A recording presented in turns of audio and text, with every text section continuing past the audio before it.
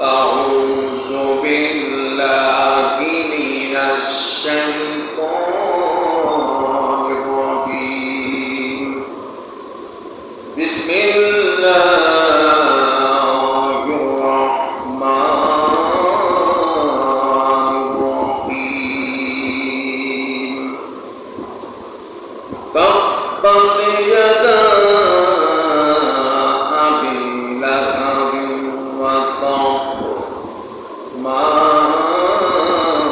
أغنى عنه ماله وما كسب سيصلى نارا ذات لهب وامرأته حمالة الحطب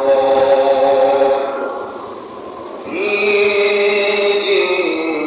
جيدها حبل من مسد আল্লাহর কাছে লাখো কোটি শুকরিয়া। মহামণি আমাদেরকে পবিত্র রবিউল আউয়াল মাসের দ্বিতীয় জুমা আশারি বসার সুযোগ করে দিয়েছেন। এই জন্য শুকরিয়া তাকে জ্ঞাপন করি আলহামদুলিল্লাহ।